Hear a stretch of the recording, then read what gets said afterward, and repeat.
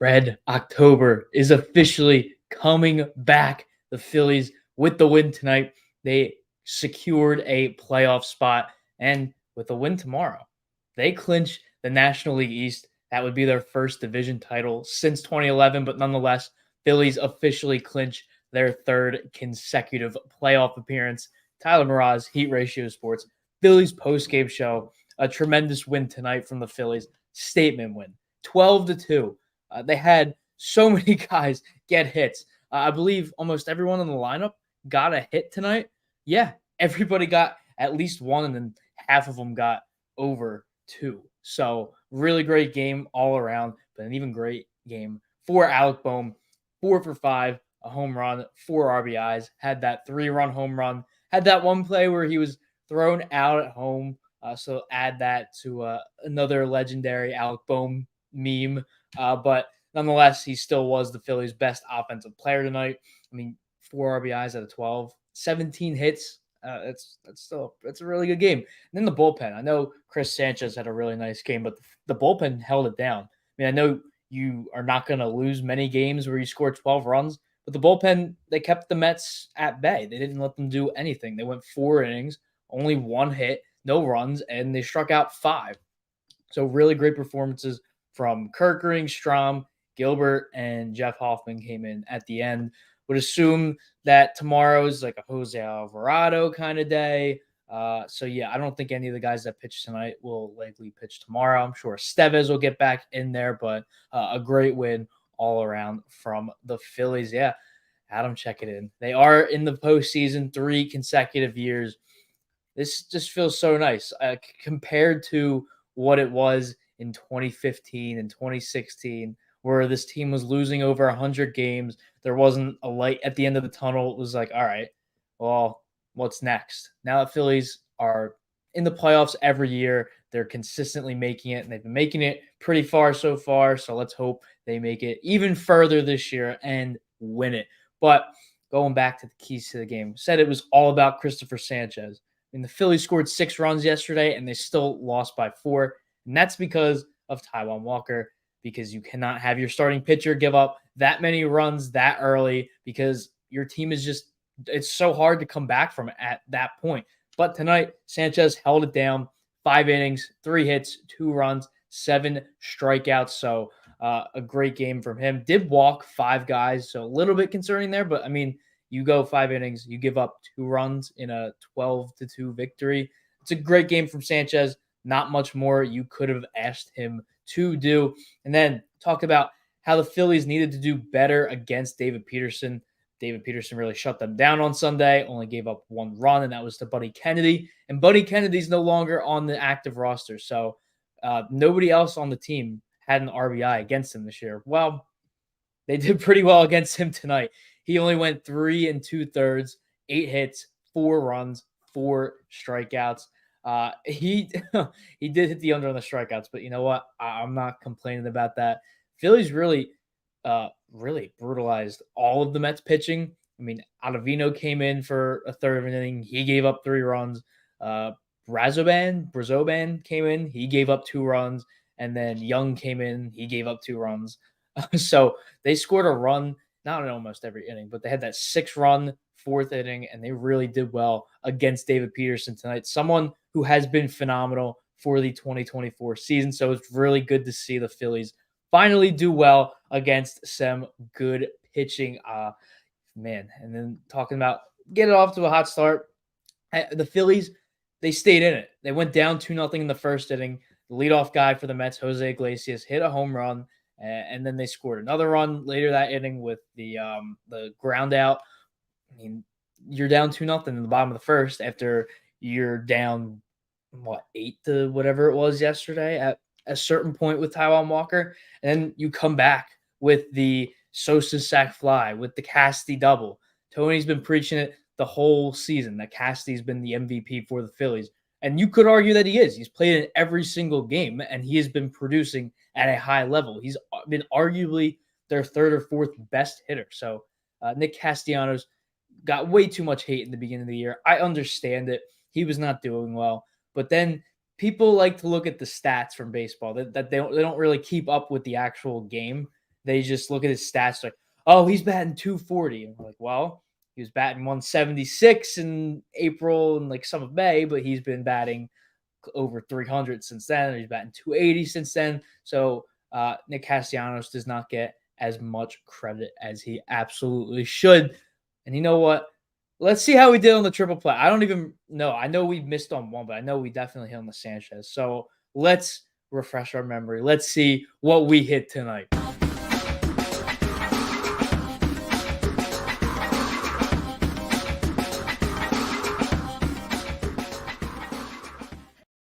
Here's what we had today. David Peterson, over 5.5. That did not hit. Weston Wilson to get 2+ total bases. Did that hit? He had one hit. Did he get a double? He did get a double. So that one hit. Under 7.5. That one, I don't think that one hit. The Phillies line alone, that didn't go. And then the Trey Turner home run.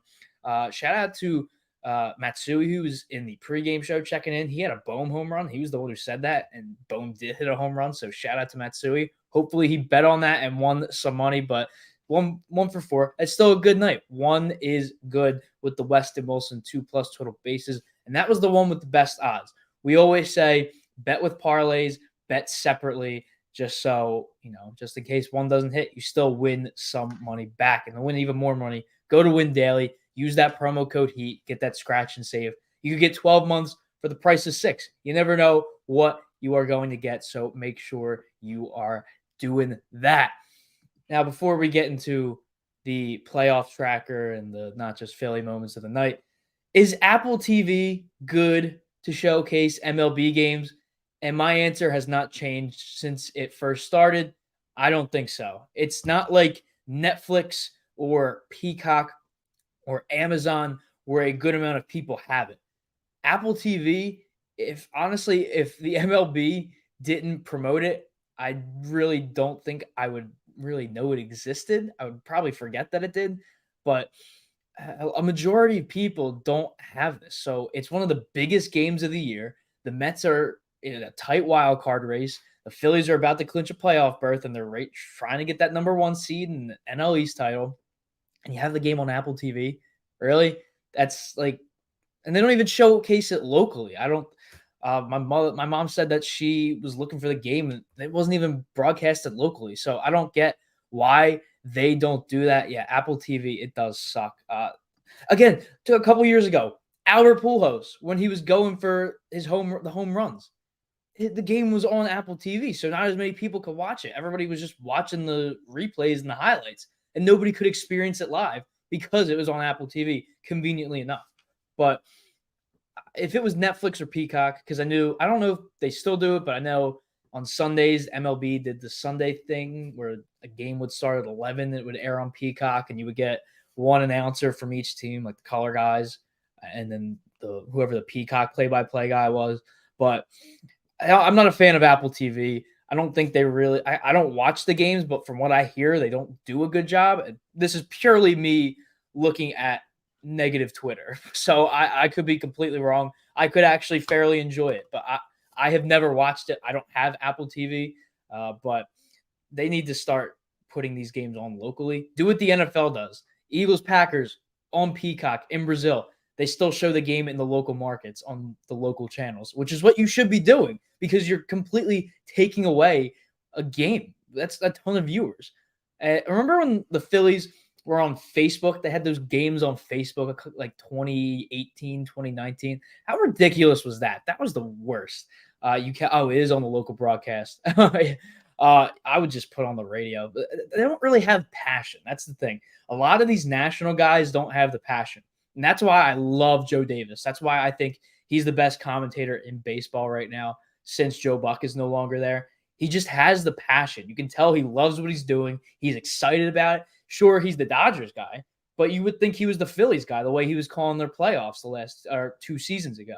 He's an iconic person in Philly because people are like, oh, Joe Davis. He had so many good calls with the Phillies in 2022. But Joe Buck in 2008 arguably ruined the Phillies World Series run because Utley hits one, it's gone. And then you got Joe Davis. swing of his life. Like, it's just passion and energy really matter. It really does, especially when you're commentating a playoff baseball game. Like, how can you just, I don't care how badly you hate the team, you're getting paid and you are living your lifelong dream of calling a playoff game, and you're just, and there's a back to back. Howard ties it up. Like, how could you do that? I don't get how somebody could not show that passion. I don't care. Even if it was the Cowboys. I cannot stand the Cowboys. I cannot stand the Mets. But if I am calling one of their games in the playoffs, you best believe I am going to be showing all the energy and all the passion, because that's your job as a commentator. You have to call it any which way. You have to call it as if it is your favorite team doing well. But yeah, a lot of these national guys, not a fan of, especially ESPN, Apple TV, Fox. If Joe Davis, yeah, I don't know the guy who called the game last night. I didn't really get to hear him speak last night. I haven't really got to hear him speak at all. He's a newer name for me, but I think he's the Tigers play-by-play guy or the White Sox. He's one of the two. But I just think these national guys, they need to do a better job of hiring for, passion and energy. You look at commentators like Doc Emmerich. I watched a video on TikTok. I reposted it today, and it was some of his best playoff calls. And there's never going to be anybody as good as Doc Emmerich. There really isn't. He's the greatest commentator in all of sports. Sorry, I know Harry Callis, no disrespect to any of them. I just think Doc is by far and away the best, has the most iconic calls. You could just sort out his top 20 calls. Like, it's so hard to pick because he has so many. You could even say like top 50. Like, he has way more than that are iconic. So if you are not familiar with Doc Emmerich, Ray Emmerich, make sure you are going to YouTube or look it up on Google. Just look up some of his best calls and some of the best announcing you will ever hear. But moving on from that, we always like to track the NL playoff race. Phillies clinched. I think the Dodgers clinched too. Yeah, they clinched the playoff berth. And then obviously the Brewers have clinched their division. So one division down.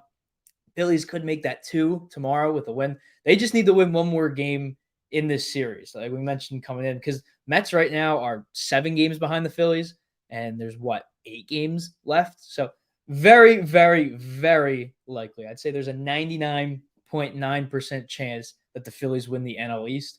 Obviously, I will not say 100% until it's literally confirmed. But you know what?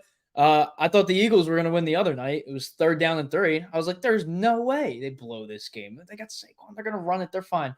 And then they get fancy play action, yada, yada, kick the field goal, lose the game. But that's besides the point.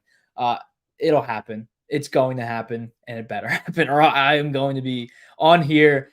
I will not be a happy camper if that happens. But the Dodgers, currently a half of a game back from the Phillies for the number 1 spot. They're playing the Rockies tonight. It is 3-2 Dodgers in the top of the 6th. So let's see what's going on in that game.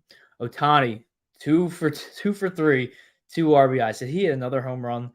He did. He hit one 423 dead center. I don't care if it's against the Rockies or not. That's just unbelievable. They only have 2 guys with hits in their lineup, and they've both been home runs. Ohtani has 2 hits. One of them was a home run, and then Pages has a hit. Or he has 2 hits too. Oh, wait, no, I'm looking at RBIs.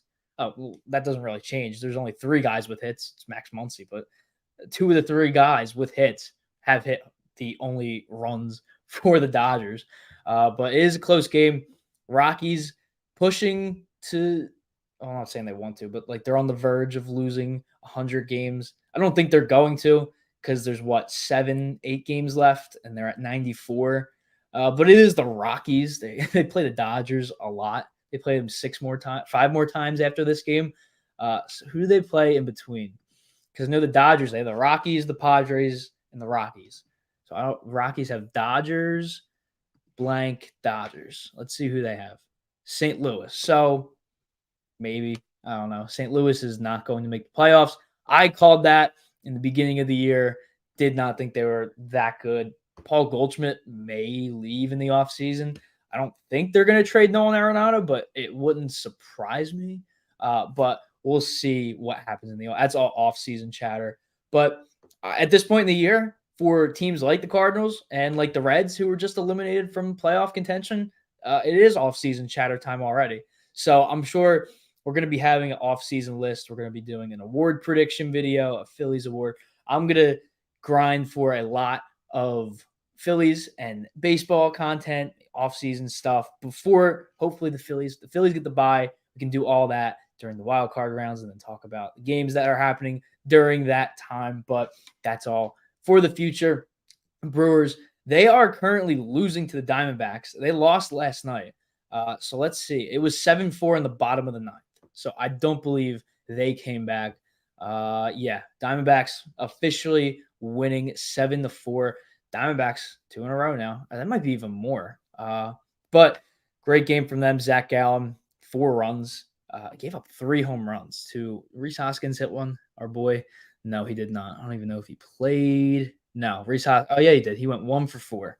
But pitching really struggling for the Brewers. Colin Ray gave up 3 runs. And then D Hall, not Derek Hall, not to mix him up with Long Ball Hall, DL Hall, the guy that was part of the Orioles package for Corbin Burns. It was him, Joey Ortiz. Kind of a win-win trade because Joey Ortiz has been great for them. I mean, 237, 331, but still, I mean, you have your long-term third baseman. You have one of your starters, but DL Hall kind of struggles, 5.68 ERA. But nonetheless, Diamondbacks, another win. So they're inching closer to the Dodgers and the Padres.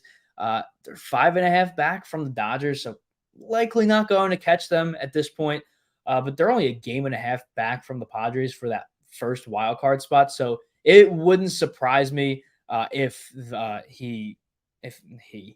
Padres and the Diamondbacks kind of switch spots. But speaking of the Padres, currently the number 4 seed, they're playing the worst team in baseball history right now. They're only up 2-0 in the bottom of the 7th. Let's see what they got going on. They had Garrett Crochet on the mound against Joe Musgrove. Musgrove, 6 innings, 9 strikeouts, no runs. Garrett Crochet, Phillies were linked to him. Apparently, they made a really enticing offer to the White Sox, but ultimately, obviously, declined. 4 innings, 1 hit, 8 strikeouts. Why did he only go 4? I'm assuming he threw a lot of pitches. That's the only thing I could see happening, because that's a really good stat line. That's an incredible stat line. And he only went 4 innings. I can't see it on ESPN, but yeah. So Padres are winning against the White Sox, as anybody should. With the loss tonight, the White Sox are what? 2 away from tying the record and 3 away from breaking it for the most losses in a single season. I already ranted about them earlier. I can't do it again. There's just, what else is there to say? They're just abysmal, feeble. They are terrible. How? Oh, no, I can't do this. But before we get to the not just Philly moments of the night, we did have a bit of breaking news earlier with Joel Embiid securing a 3-year extension with the Sixers. So one of the richest deals in NBA history. I believe that's the 3rd richest one in NBA history, but I really love it. He's a Sixer for life. You can criticize him in the playoffs all you want. Now they have Paul George. Tyrese Maxey's been stepping it up every year. They finally have depth. So you don't, obviously you need him to do well, but you don't need him to do his regular season numbers. So I'm perfectly okay with it. I love Joel Embiid, and I mentioned this earlier. If he wins a ring this year, he's going to be the 2nd greatest Sixer of all time.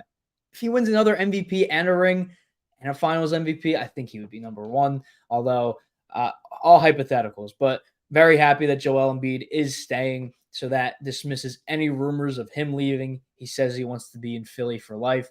It's just so great to see one person that you draft and that you build up. Like, to see the rise of him. He was so good at Kansas.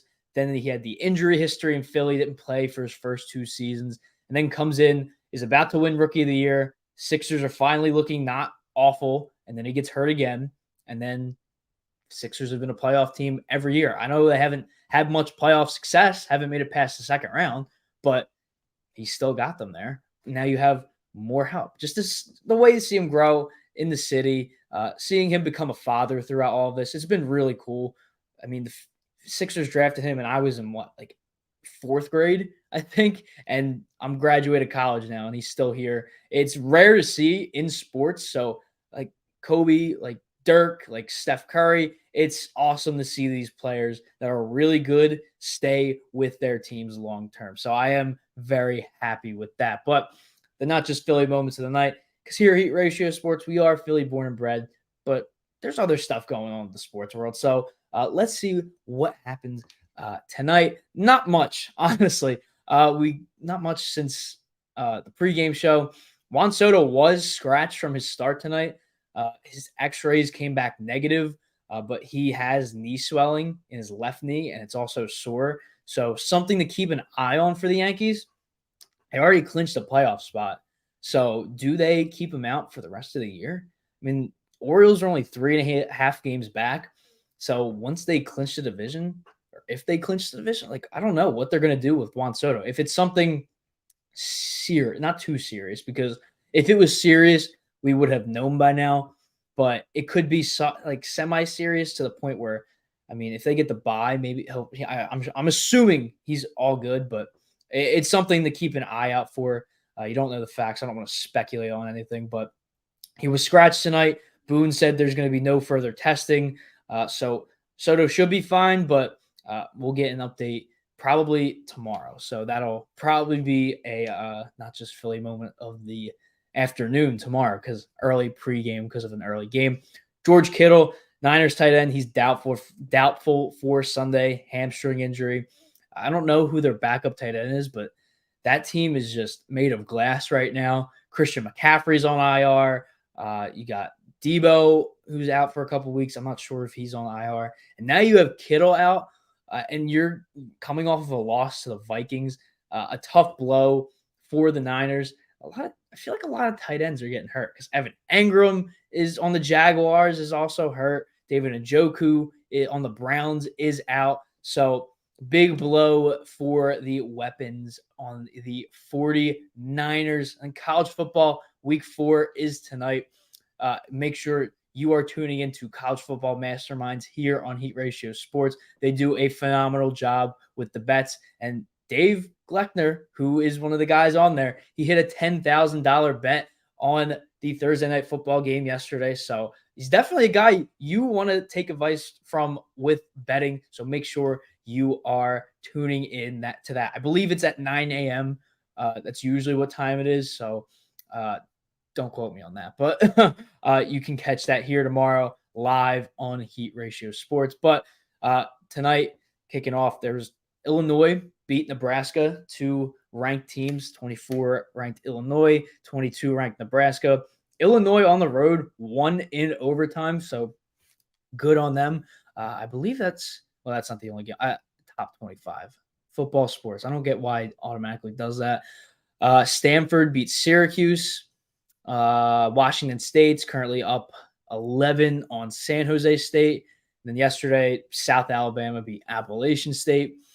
So not really a ton of games besides Illinois and Nebraska. I'm not sure where I always do a thing. I don't know where College Game Day is, but I look at all the games and I'm like, all right, well, they're probably here. So let's see. Options. Iowa State, no. Utah State's at Temple. You could probably get tickets for. They should pay people to go to the Temple games because of how bad they've been. I think they've been statistically the worst team in college football, which is pretty awful. Penn State, Kent State, no. USC, Michigan. Ooh, what time is that game? 3:30. It's on CBS, so no. UCLA, LSU. That's on ABC. So maybe are they in LSU? I'll make my official guess soon. Rutgers always covers the spread. Because sometimes they don't go to the primetime games. Utah, Oklahoma State. They should have gone to Oklahoma State. I don't care unless there's like 2 top 10 matchups, because it's number 12 versus number 14, both undefeated. That's where I would have gone, but I don't control College Game Day. I lied. I so lied. Tennessee, Oklahoma. They have to be. That's wow. I forgot that was this week. number 15, Oklahoma, number 6, Tennessee. Yeah, there's zero doubt in my mind they are in Oklahoma tomorrow. Week 4. Let's see. It is, yeah, it's in Oklahoma. No question about that. But did they announce the guest picker? Because I love how they do that sometimes. 9 to noon, Norman, Oklahoma. Let's see. There's no update on the guest picker. Lane Johnson, maybe. His alma mater was Oklahoma. Baker Mayfield, maybe. A lot of guys from Oklahoma that they could pick. CD Lamb. I feel like Baker or Lane Johnson would be really fun. I don't know if there's any celebrities whose alma mater are Oklahoma. Celebrities who went to Oklahoma. Let's see.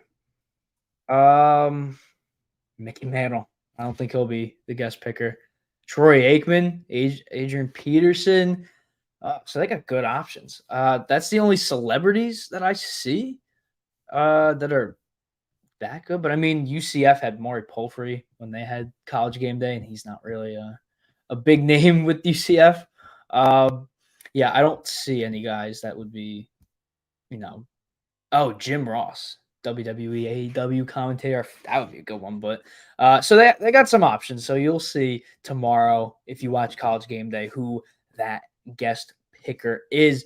Yeah, Mike Trout. He should be. He should be a DH at this point. He gets hurt way too often. He shouldn't be in center field. He should be either in left field or he should be DHing, because the less for Mike Trout, the better, because he hasn't played in many games. I'm going to look at his stats, because the games played, it's just ridiculous. Since his 2019 season, he has not played that much. Yeah, so 2019, 134 games. That's when he won his final MVP. 2020, 58, but, that was 2020. 2021, 36. 2022, 119, so decent. Last year, only 82, and this year, only 29. He's out for the year. So he's played in little over 100 games in the past 2 seasons. He's played under 100 in 3 of his last 4, and he's played under 50 in 2 of those. So very concerning stuff for Mike Trout. He needs to do what Bryce Harper did. He needs to switch positions, whether he's the full-time DH, whether he makes a transition to first base. They need to do something with Mike Trout. He can't be in center field all the time. That's just wearing on his body, which has already gave out. He's been hurt so much recently. It sucks, because he's been the best player of my generation growing up. Obviously, now it's Judge and Ohtani, but growing up in my early teens and late childhood, it was Mike Trout. Mike Trout was by far the best. Multiple MVPs, multiple All-Star appearances. Just doesn't have the playoff stats to back it up, unfortunately. Dave had, I know he had Garrett Wilson anytime touchdown. He had Alan Lazard anytime touchdown. Let me see. I will get the exact numbers for you. But it was a good bet. It was a really good bet. Let's see. Okay, he had. I don't know how to read some of this, because it's like the fantasy bets, the showdown bets. He had Rodgers, Breece Hall, Garrett Wilson, Jets, Demario Douglas, Tyler Conklin. So make sure you are following the Heat Ratio Sports Twitter page. You get to see all of the bets we do. So make sure you're following us on all our socials. Tomorrow, Phillies have a chance to clinch their first division title since 2011. If they win, I will show a picture of what I looked like the last time the Phillies won a division. I definitely didn't have a beard. So Ranger Suarez on the mound has a chance to clinch for the Phillies. 12-6, a 3.05 ERA. He's been very inconsistent since coming back from the injured list. So we'll see how he does tomorrow. Going up against Sean Manaea, 11-5, a 3.35 ERA. I'm expecting the exact same lineup from tonight for tomorrow's game, considering Manaea is a lefty and Peterson has been better than him this year. And look at what the Phillies did to Peterson tonight. So I'm assuming Weston Wilson and Edmundo Sosa will be in tomorrow as well, because I don't know who the Mets pitcher is for Sunday's game. Let's see. Who is it supposed to be? It is supposed to be Tyler McGill. Okay, so a righty. So yeah, I definitely think Wilson, Sosa, and Rojas will all be in the starting lineup for today. First pitch is at 4:10. The only game this weekend on NBC Sports Philadelphia, because you had the game on, what was it, Apple TV tonight. It was on Fox yesterday, and it's going to be on ESPN Sunday Night Baseball. But tomorrow, I'll be live here 2:30 for the pregame, so make sure you're tuning into that. I want to thank you all again for tuning in tonight. Make sure you're liking, commenting, subscribing, following Heat Ratio Sports and me. There we go. On all social medias. So hope you enjoyed the show. Have a great night, everyone. Stay safe. And as always, stay fresh, my friends.